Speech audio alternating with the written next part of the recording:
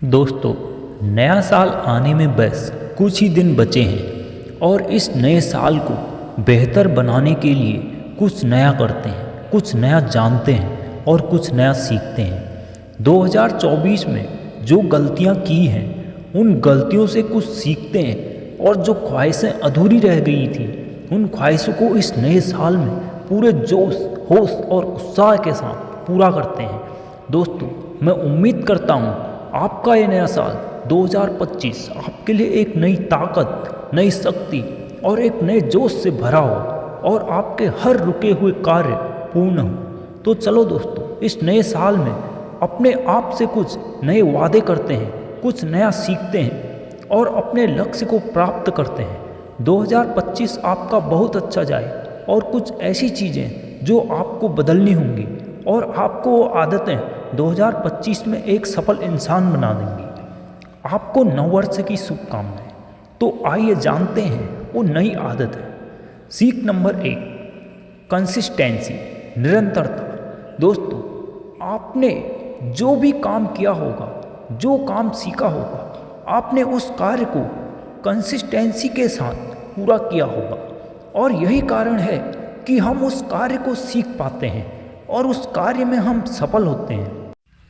और जिस कार्य को आपने कंसिस्टेंसी के साथ नहीं किया हो, 2-4 दिन या 8-10 दिन तक आपने जिस कार्य को किया होगा और फिर उस कार्य को आपने कंसिस्टेंसी के साथ नहीं किया होगा तो आप निश्चित ही असफल हुए होंगे।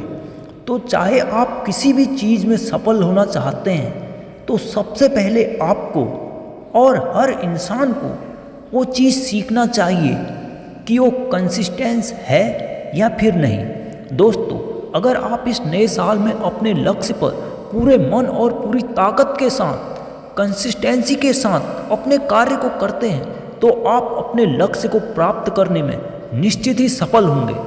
तब तक उस कार्य को नहीं छोड़ना है जब तक आप अपने लक्ष्य में सफल नहीं हो जाते। सीख नंबर 2, कार्य को टालने की आदत छोड़ो। प्रोक्रास्टिनेशन, यार आज इस काम को नहीं करता हूँ, कल करूँगा, या अभी नहीं करता हूँ, थोड़ी देर में करूँगा। इस तरीके से हम अपने काम को आज कल करते करते पूरा हफ्ता और पूरा महीना निकल जाता है और हमारा कार्य पूरा ही नहीं होता है और हम जहाँ थे वहीं रह जाते हैं और आजकल में ही टालते टालते हम असफल हो जाते हैं। हम अपने लक्ष्य से और दूर होते चले जाते हैं। सोचिए दोस्तों, अगर आप इस 2025 में भी इस तरीके से अपने कार्य को टालते रहे तो क्या आप इस बार भी अपने लक्ष्य को प्राप्त कर पाएंगे? अपने आप से पूछिए, उन गलतियों से सीखिए जो आपने पहले की हैं और उन पर पहले से ज़्यादा जोश और ताकत के साथ मेहनत कीजिए और अपने लक्ष्य को प्राप्त कीजिए। तो दोस्तों, आजकल में टालने की आदत को छोड़ो और पूरे जोश, विश्वास, उत्साह और पूरी शक्ति के साथ अपने उस कार्य में जुट जाइए जिसका आपको, आपके परिवार को इंतज़ार है। दोस्तों, तो फिर देर क्यों करना, लग जाइए अपने कार्य को करने में, अपने लक्ष्य को प्राप्त करने में। अभी से यही उचित समय है। सीख number 3, be fearless, risk free. Risk लेने में डरो मत। आपने जो अपना लक्ष्य बना रखा है उस पर आज से ही काम करना शुरू कर दो।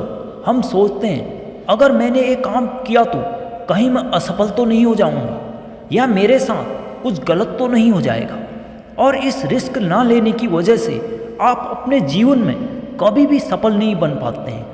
आपको किसी चीज़ का खोने का डर बना रहता है, इसी वजह से आप रिस्क नहीं ले पाते हैं और आप असफल हो जाते हैं। सफल लोगों में दोस्तों एक चीज़ कॉमन होती है, वो है रिस्क लेने की क्षमता।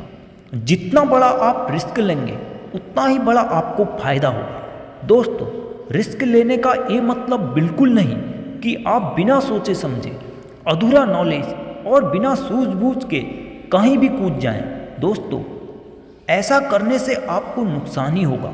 दोस्तों, किसी कार्य में सफल होने के लिए उसकी एक प्लानिंग कीजिए या किसी की हेल्प लीजिए ताकि आप जिस कार्य को कर रहे हैं आप अपने कार्य को सही दिशा में और सही समय में और कम खर्चे में पूरा कर सकें। जिससे आपको काफ़ी मदद मिलेगी। दोस्तों, अब आपको तय करना है कि मुझे रिस्क किस फील्ड में लेना है।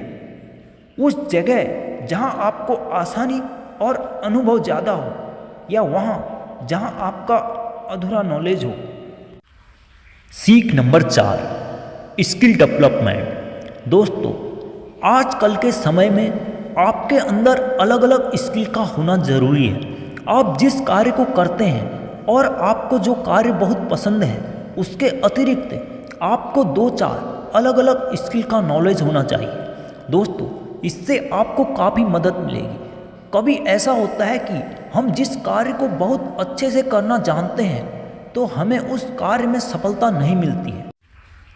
अगर आपके पास अन्य स्किल होगी तो आपको अपने कार्य में बहुत सहायता मिलेगी। तो दोस्तों, इसलिए नई स्किल्स को भी सीखते रहें, क्योंकि दोस्तों ज्ञान को जितना बढ़ाओ वो बढ़ता जाता है और कहीं न कहीं किसी न किसी रूप में हमें मदद करता है। स्किल्स आपको कहीं भी जाने का कॉन्फिडेंस देती है, आपको सिक्योरिटी देती है, आपको ज़्यादा इधर उधर भटकना नहीं पड़ता है। इसलिए दोस्तों, अपनी स्किल्स को बढ़ाते जाइए और अपने जीवन में सफल बने। सोशल मीडिया और एआई जैसे अन्य कई स्किल्स को मास्टर करके आप अपने लिए अच्छा प्लेटफॉर्म बना सकते हैं। 5वीं और आखिरी सीख जो हमें बहुत ज़रूरी आनी चाहिए, वो है टाइम मैनेजमेंट, समय का सही यूज करना। दोस्तों, समय का हमारे जीवन में बहुत महत्वपूर्ण योगदान है। अगर आपने अपने समय का सही तरीके से यूज नहीं किया तो फिर बीता हुआ समय कभी वापस नहीं आता। दोस्तों, समय सबके पास बराबर होता है, लेकिन ये आपको डिसाइड करना है कि इसका सही तरीके से कहाँ इस्तेमाल किया जाए और आप समय का सही यूज करके कहाँ तक जाने वाले हैं। दोस्तों, ज़िंदगी में अगर पैसा चला गया तो आप दोबारा कमा सकते हैं, लेकिन समय निकल गया तो बीता हुआ समय कभी लौट कर नहीं आता है। आप जो भी करना चाहते हैं उसका सही डिसीजन लेकर उस पर तुरंत काम करना शुरू कर दो और पूरे फोकस के साथ अपने लक्ष्य पर पूरी ताकत लगा दो। आप जरूर सफल होंगे। धन्यवाद।